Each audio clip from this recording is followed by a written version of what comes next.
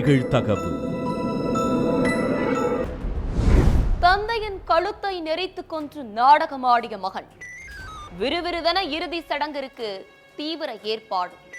அடக்கம் செய்யும் போது அலேக்காக சிக்கிய மகன். கொலையாளி கையும் களவுமாக சிக்கியது எப்படி?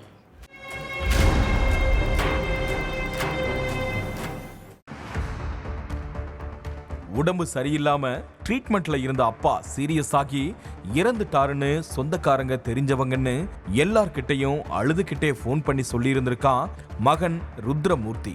இனிமே எனக்கு யார் இருக்கா, என்ன தனியா விட்டுட்டு போயிட்டியப்பான்னு ருத்ரமூர்த்தி தேம்பி தேம்பி அழுததை பார்த்து அங்க இருந்தவங்களும் கண் கலங்கி போயிருந்தாங்க.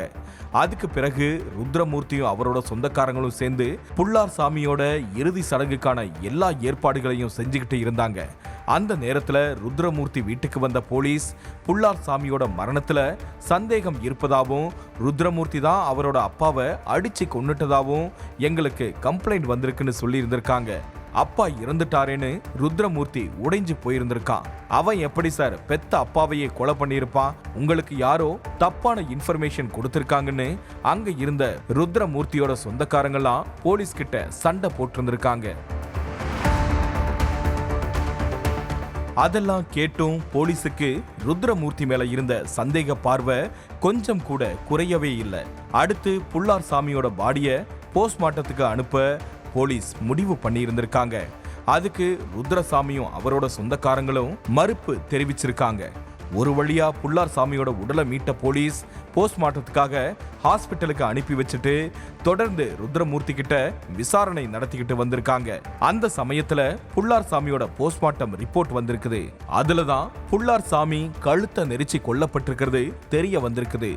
அடுத்து விசாரணையில இறங்கின போலீஸ் ருத்ரமூர்த்திய அடி வெளுத்து வாங்கி இருக்காங்க. வாங்கின அடியில என் அப்பாவை நான் தான் மது போதையில கழுத்தை நெரிச்சு கொலை பண்ணிட்டேன்னு எல்லா விஷயத்தையும் சொல்லி இருந்திருக்கான் ருத்ரமூர்த்தி. அதை கேட்டு ஷாக்கான சொந்தக்காரங்க பெத்த அப்பாவையே கொலை பண்ணிருக்கேடான்னு சொல்லி அவனை திட்டி தீர்த்திருக்காங்க. திருப்பூர் அவினாசியை சேர்ந்த புள்ளார் சாமி தனது மனைவி இறந்து போனதால மகன் ருத்ரமூர்த்தியோட வாழ்ந்துட்டு வந்திருக்காரு. வயசு ஆனாலும் நல்லா வேலைக்கு போயிட்டு இருந்த புள்ளார் சாமிக்கு திடீர்னு வலிப்பு நோய் ஏற்பட்டு இருக்குது. அதனால 4 வருஷமா வீட்டுல இருந்து சிகிச்சை பெற்றுட்டு வந்திருக்காரு புள்ளார் சாமி. அப்பா உடம்பு சரியில்லாம படுத்த படுக்கையா ஆகிட்டாரே, நம்ம வேலைக்கு போய் அவரை பார்த்துக்கலாம் அப்படிங்கிற நினைப்பு இல்லாம குடிச்சிட்டு ஊரை சுத்திட்டு வந்ததோட அக்கம் பக்கத்துல இருக்கவங்க கிட்டையும் சண்டை போட்டுட்டு வந்திருக்கான் ருத்ரமூர்த்தி. இப்படியே நாளுக்கு நாள் ருத்ரமூர்த்தியோட ஆட்டம் அதிகரிச்சுட்டே இருந்திருக்கு. டெய்லி குடிச்சிட்டு வந்து உடம்பு முடியாம இருந்த அப்பா புள்ளார் சாமி கிட்ட குடிக்கிறதுக்கு காசு கேட்டு எட்டி உதைச்சிருந்திருக்கான் ருத்ரமூர்த்தி. இப்படியே தினமும் அடி வாங்கிக்கிட்டே வந்த புள்ளார் சாமி ஒரு கட்டத்துல என்ன விட்டுடுடான்னு கதறி அழுது இருந்திருக்காரு. அழுக சவுண்டு கேட்டு என்ன ஏதுன்னு அக்கம் பக்கத்துல உள்ளவங்க வந்து கேட்டப்போ அவங்களையும் மிரட்டி அனுப்பி இருந்திருக்கான் ருத்ரமூர்த்தி. நானே உடம்பு முடியாம வீட்டுல இருக்கேன், என்கிட்ட எங்கடா காசு இருக்கு, என்கிட்ட ₹1 கூட இல்லைன்னு சொல்லியிருக்காரு புள்ளார் சாமி. அந்த சமயத்துல புள்ளார் சாமியோட பேங்க் பாஸ்புக் ருத்ரமூர்த்தி கண்ணுல சிக்கியிருக்கு. அதுல 2 லட்சம் இருக்கிறத பார்த்த ருத்ரமூர்த்தி காசு வச்சுக்கிட்டே இல்லன்னு பொய் சொல்றியான்னு சொல்லிக்கிட்டே புள்ளார் சாமிய அடிச்சு சித்திரவதை பண்ணியிருக்கான்.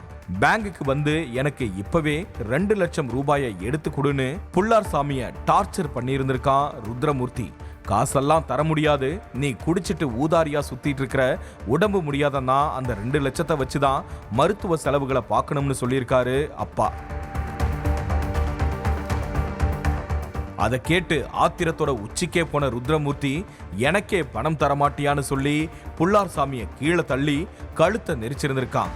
அதுல துடிதுடிச்சு போன புள்ளார் சாமி அங்கேயே உயிரிழந்து போயிட்டாரு.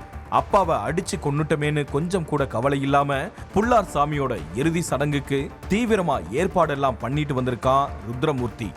அப்போ அக்கம் பக்கத்துல இருந்தவங்க சிலர் புள்ளார் சாமிய அவரோட மகன் ருத்ரமூர்த்தி தான் அடிச்சு கொன்னுட்டான்னு சொல்லி புகார் தெரிவிச்சிருந்திருக்காங்க. ஸ்பாட்டுக்கு வந்த போலீஸ் அப்பாவை கொன்னுட்டு உடம்பு முடியாம இறந்துட்டாருன்னு நாடகமாடின ருத்ரமூர்த்திய கைது பண்ணி சிறையில தள்ளி இருக்காங்க.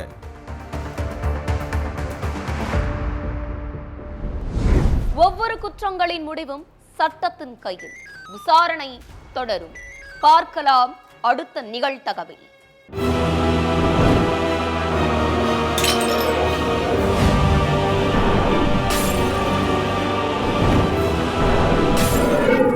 நிகழ்தகவு.